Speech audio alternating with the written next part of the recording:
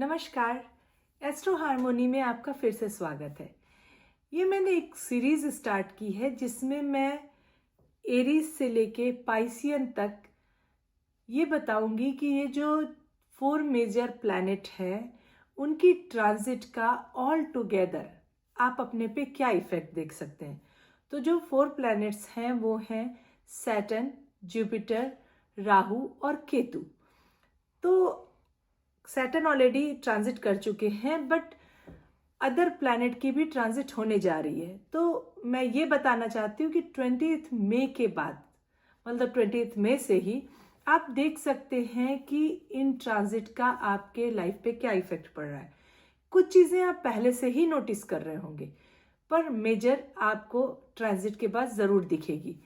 और साथ में मैं ये भी बात करूँगी कि जो स्टूडेंट हैं उनके ऊपर इस ट्रांजिट की पढ़ाई पे क्या इफेक्ट पड़ेगा, मतलब ट्रांजिट का पढ़ाई के ऊपर क्या इफेक्ट पड़ेगा और थोड़ी सी रेमेडीज भी शेयर करूंगी। तो चलिए स्टार्ट करते हैं। आज बात करेंगे टाउरस लगन के बारे में।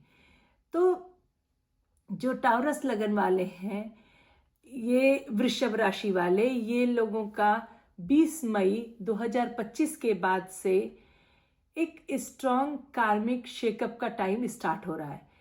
सैटर्न आपके जो हैं वो 11th हाउस में होंगे, जुपिटर आपके 2nd हाउस में होंगे, राहु 10th हाउस में होंगे और केतु जो है वो आपके 4th हाउस में ट्रांजिट कर चुके होंगे।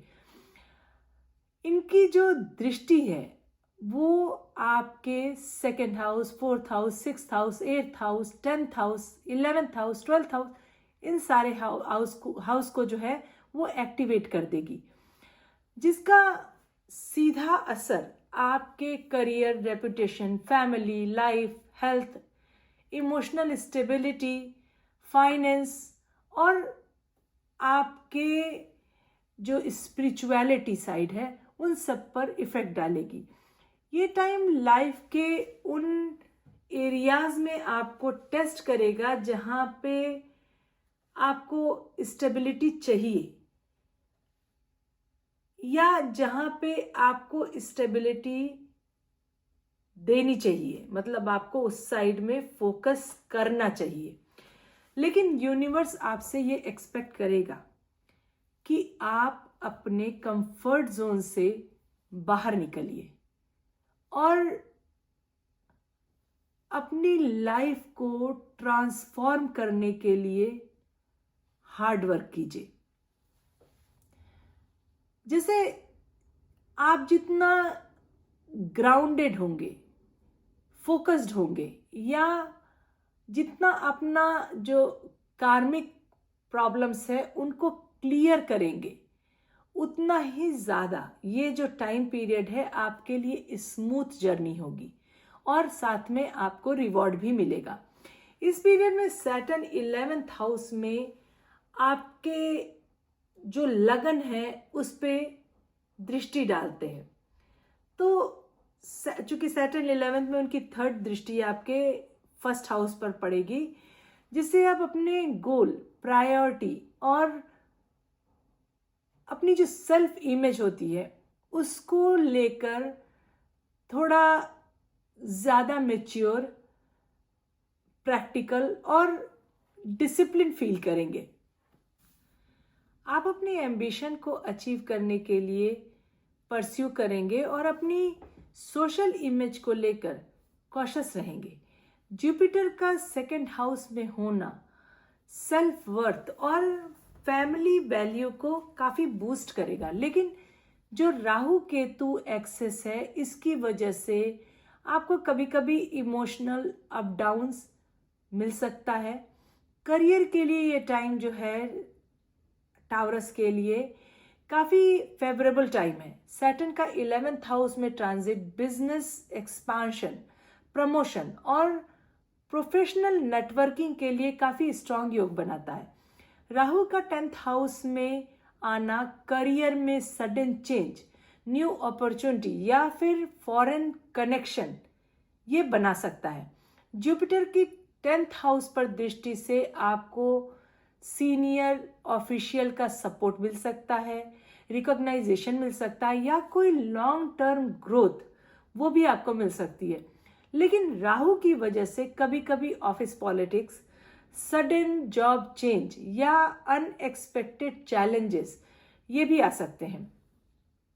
पेशेंस, हार्डवर्क और एडाप्टेबिलिटी से आपको सक्सेस मिलेगी, इस बात का ध्यान रखिएगा।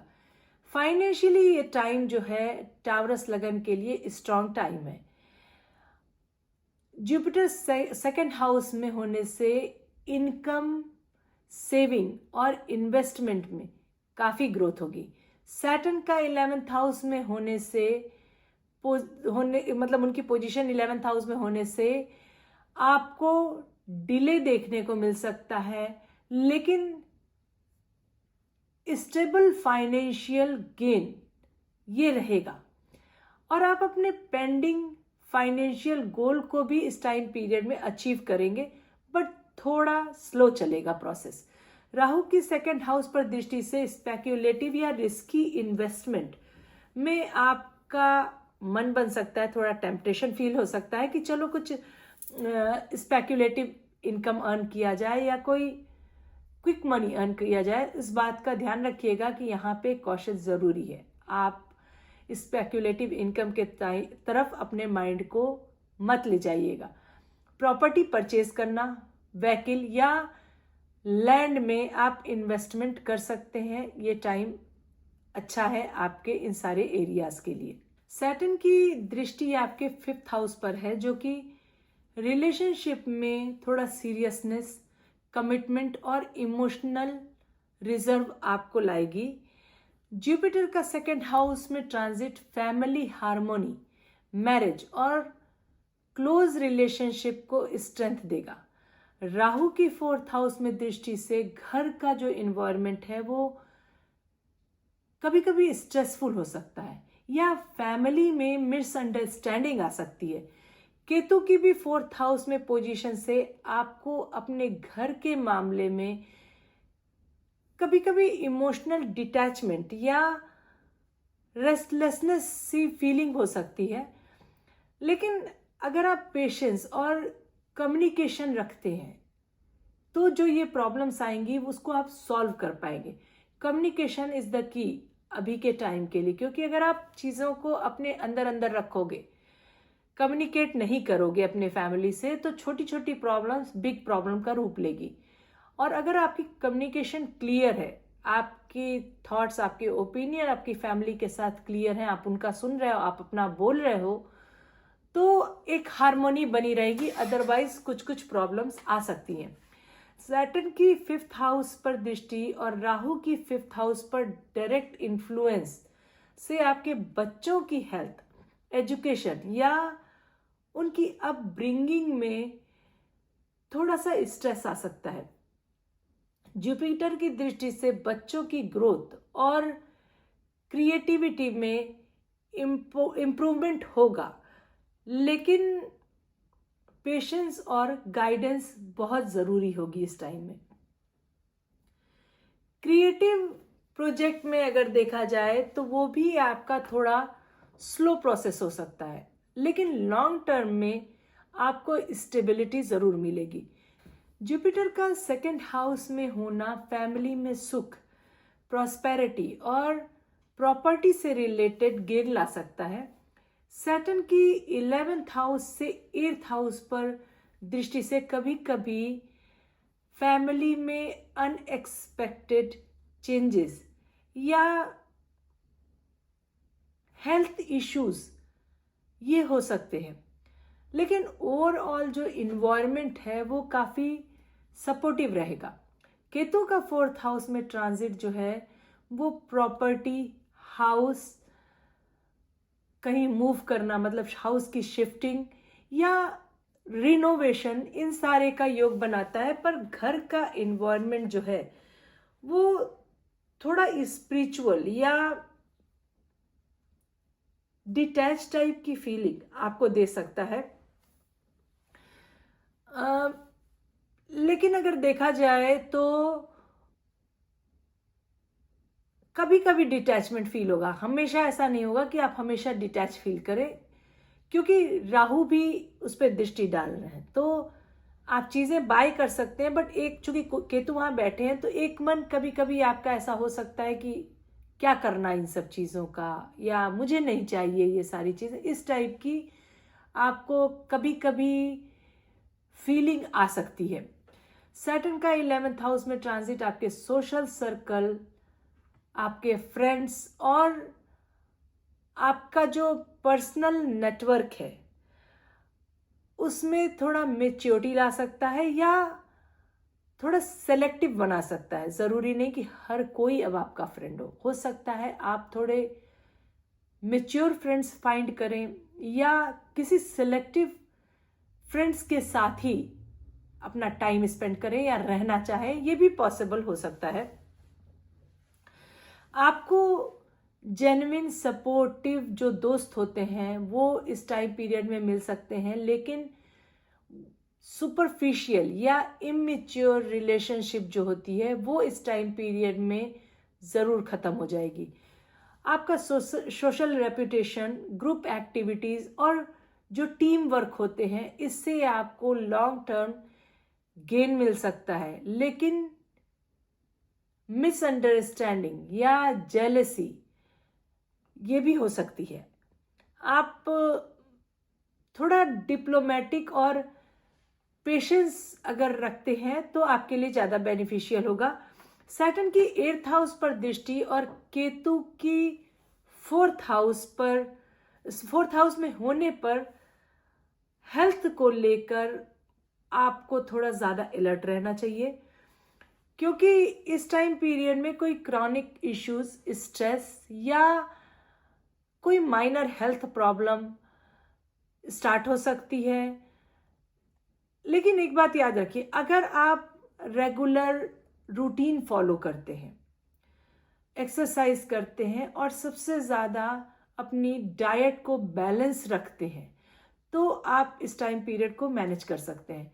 जुपिटर की दृष्टि से आपको रिकवरी मिलेगी, आपकी इम्यूनिटी थोड़ी स्ट्रांग होगी, लेकिन जो जुलाई से नवंबर तक का टाइम है इस टाइम पीरियड में आपको थोड़ा ज़्यादा ध्यान देने की ज़रूरत है अपने हेल्थ को लेकर, बिकॉज उस टाइम में सैटर्न रेट्रोग्रेड होंगे। तब आपको हेल्थ इशू या स्ट्रेस मैनेजमेंट उस पर ज़्यादा फोकस करना चाहिए। केतु का 4th हाउस में ट्रांजिट और सैटर्न का 8th हाउस पर दृष्टि आपको स्पिरिचुअलिटी, मेडिटेशन या इनर ट्रांसफॉर्मेशन की तरफ अट्रैक्ट करेगा। आपके घर का जो इन्वायरमेंट है वो स्पिरिचुअल हो सकता है या आप अपने अंदर की शांति और डिटैचमेंट को इस टाइम पीरियड में एक्सपीरियंस कर सकते हैं। जुपिटर की 8th हाउस पर दृष्टि डीप लर्निंग, ऑकल्ट या हिडन नॉलेज में आपका इंटरेस्ट बढ़ा सकती है।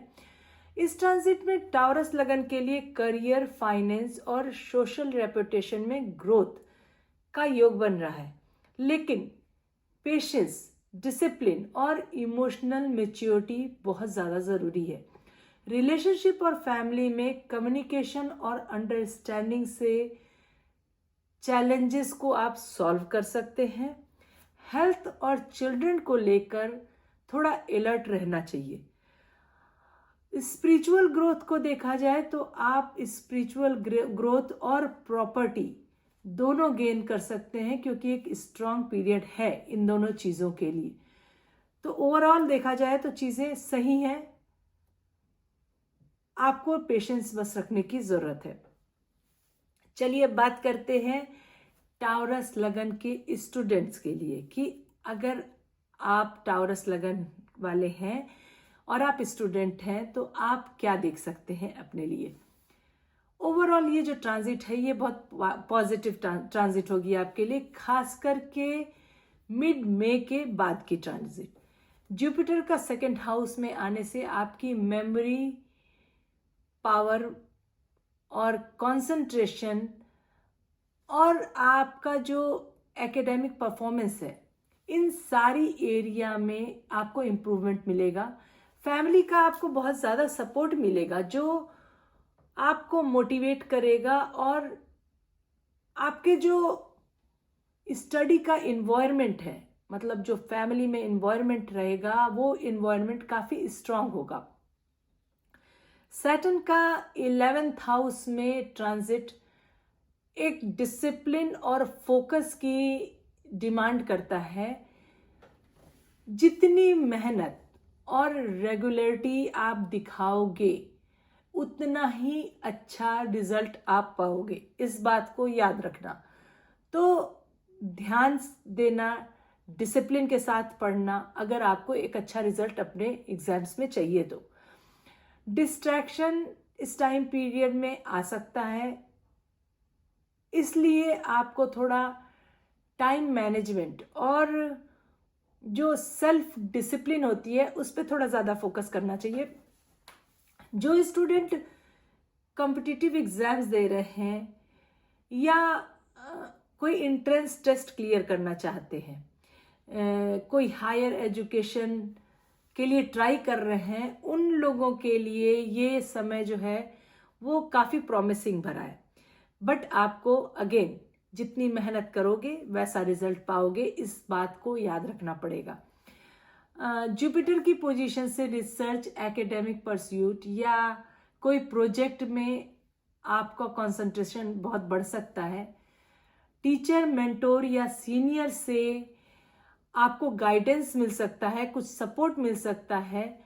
और स्कॉलरशिप, मेंटोरशिप प्रोग्राम या जो रिसर्च जैसे प्रोग्राम होते हैं, रिसर्च होता है, उस टाइप की चीज़ों में आपको कोई ऐसा मौका मिले कि आपको उसमें इन्वॉल्व होने का कोई मौका मिल सकता है। राहु का 10th हाउस में आने से कभी कभी आपको कंफ्यूजन, डिस्ट्रैक्शन या पीयर प्रेशर ये भी बढ़ सकता है। और ऐसा भी हो सकता है कि चूंकि केतु आपके 4th हाउस में है, तो ऐसा भी हो सकता है कि आपको थोड़ा मेंटल स्ट्रेस कभी कभी घर में फील हो, या इन्वायरमेंट भी कभी कभी ऐसा हो कि थोड़ा स्ट्रेसफुल हो। जैसे कि अगर आप डिस्ट्रैक्शन रख रहे हो, अगर आप पढ़ नहीं रहे हो या फोकस नहीं दे रहे हो अपनी पढ़ाई में, तो मे भी आपके घर का माहौल ऐसा हो सकता है कि आपके पेरेंट्स इस बात से आर्ग्यू करें, डांटे आपको, या आपको थोड़ा एटमॉस्फेयर ऐसा बनाए कि जो आपको प्रेशर सी फीलिंग हो कि सब मेरे ऊपर चढ़े हैं, सब मेरे को बोल रहे हैं, सब मेरे को पुश हार्ड कर रहे हैं या लेक्चर पिला रहे हैं, वॉट इस टाइप की फीलिंग आपको आ सकती है घर के माहौल में। वैसे घर आपका सपोर्ट करेगा, बट डिपेंड करता है कि आप कैसे बिहेव कर रहे हो, इस बात का आप ध्यान रखना। केतु का 4th हाउस में होने से मेंटल स्ट्रेस या घर का एनवायरनमेंट थोड़ा रेस्टलेस हो सकता है। कभी कभी आपको अपने एफर्ट के बावजूद अंडर परफॉर्मेंस का डर लगेगा, इसलिए मेडिटेशन, योगा और रेगुलर ब्रेक्स ये लेना बहुत इम्पोर्टेंट है। अपने गोल को रियलिस्टिक रखिएगा और अननेसेसरी प्रेशर से बचने की पूरी कोशिश कीजिएगा। आपके लिए कुछ टिप्स हैं जो आप फॉलो करना चाहें तो कर सकते हैं, जैसे कि टाइम मैनेजमेंट करना, मेडिटेशन करना, रेगुलर ब्रेक्स लेना अपने स्टडी रूटीन में ज़रूर शामिल कीजिएगा, क्योंकि कंटिन्यूस पढ़ाई करना बिना ब्रेक के बहुत बार माइंड में नहीं जाता, इसलिए ब्रेक्स ज़रूर लीजिएगा। डिसिप्लिन और फोकस पे इस टाइम पीरियड में थोड़ा ज़्यादा ध्यान दीजिएगा। डिस्ट्रैक्शन से थोड़ा दूर रहने की कोशिश कीजिएगा। और आपके जो टीचर्स और मेंटोर हैं उनसे गाइडेंस आस्क कीजिएगा। अगर आपको कोई प्रॉब्लम हो रही है तो उनसे हेल्प लीजिएगा, शाई फील मत कीजिएगा। ग्रुप स्टडी या वर्कशॉप में जो पार्टिसिपेशन करते हैं स्टडी से रिलेटेड, उसमें कीजिएगा। अच्छे ग्रुप स्टडी में जाइएगा। फैमिली का जो सपोर्ट है उसका पूरा फ़ायदा उठाइएगा। थोड़ा पेशेंस रखिएगा, ये नहीं कि बस गुस्सा हो गए, थोड़ा ध्यान रखिएगा। उनके इनकरेजमेंट से जो है आपको काफ़ी मोटिवेशन मिलेगा। अगर वो गुस्सा भी हो रहे हैं तो भी वो आपके भले के लिए कहेंगे, यही बात समझिएगा, इसलिए पेशेंस रखिएगा। फिजिकल फिटनेस और हॉबी के लिए अपना टाइम ज़रूर निकालिएगा, ताकि आपका जो माइंड है वो फ्रेश रहे और आप अपने वर्क पे पूरा ध्यान दे सकें। ये टाइम आपके लिए एकेडमिक एरिया में ग्रोथ, फोकस और अचीवमेंट का एक अच्छा टाइम है, लेकिन डिसिप्लिन, सेल्फ कंट्रोल और स्ट्रेस मैनेजमेंट पर भी आपको ध्यान देना बहुत ज़रूरी है। रेगुलर स्टडी की अपनी रूटीन बनाइएगा, पॉजिटिव इन्वायरमेंट अपने स्टडी का रखिएगा और बड़ों से हेल्प आस्क कीजिएगा। इसके वजह से अगर आप ये सारे कुछ करते हैं तो आप अपने एजुकेशनल एरिया में जो आपका गोल है उसको अचीव कर सकते हैं, प्रोग्रेस पा सकते हैं। अब जनरल रेमेडीज की बात करते हैं कि टाउरस लगन वालों को क्या जनरल वो रेमेडीज कर सकते हैं इस टाइम पीरियड के लिए। तो अगर आप ओम शुक्राय नमः इसका मंत्र का जाप अगर करते हैं 108 बार एवरी सिंगल डे, तो आपके लिए बहुत अच्छा होगा। अगर आप एवरी सिंगल डे नहीं कर सकते हैं तो एटलीस्ट फ्राइडे को ज़रूर करें, क्योंकि ये आप वीनस को एक्टिवेट कर रहे हैं जो कि आपके राशि के लॉर्ड है। तो आपको उनकी पूजा अगर आप करते हो तो आपके लिए काफ़ी बेनिफिशियल होगा। और वाइट कपड़े आप पहन सकते हैं, सिल्वर यूटेंसिल्स यूज़ कर सकते हैं, या वाइट फ्लावर आप गॉडेस लक्ष्मी पे चढ़ा सकते हैं, उनकी पूजा कर सकते हैं सफ़ेद फ्लावर के साथ। या फिर आप वाइट चीज़ों का फ्राइडे को दान कर सकते हैं, जैसे खीर बना के दान करना हुआ, दही का दान हुआ, ये सारे दान को आप कर सकते हैं फ्राइडे के दिन। अपने रूम या जो आपका वर्क डेस्क है जहां आप पढ़ाई करते हैं उस जगह पे अगर पॉसिबल हो तो वाइट फ्लावर रखें, उसके वजह से पॉजिटिव एनर्जी आएगी। या फिर कोई सिल्वर का कुछ रख सकते हैं, वो भी आपको काफ़ी फोकस बढ़ाएगा, इन्फ्लुएंस करेगा, स्टडी से रिलेटेड माइंड बनाएगा, उसको ध्यान दे सकते हैं। ये एक्चुअली अगर आप सिल्वर या वाइट फ्लावर रखते हैं तो आप अपने वीनस को स्ट्रांग करते हैं, तो वो आपके स्टडी के लिए भी बेनिफिशियल होगा। अपने आप को हमेशा वेल ग्रूम्ड रखिएगा और एक क्लीन हैबिट रखिएगा अपने अंदर। वीनस की एनर्जी जो है वो आपके क्लीननेस और ब्यूटी से थोड़ी जुड़ी होती है। तो अगर आप अपने को ग्रूम्ड रखते हो, क्लीन रखते हो, तो आप अपने वीनस को काफ़ी इंक्रीज करोगे। हेल्थ को लेकर आपको थोड़ा सा जो प्रॉब्लम है उसके लिए आप हो सकती है प्रॉब्लम, उसके लिए आप रेगुलर हेल्थ चेकअप कराइएगा।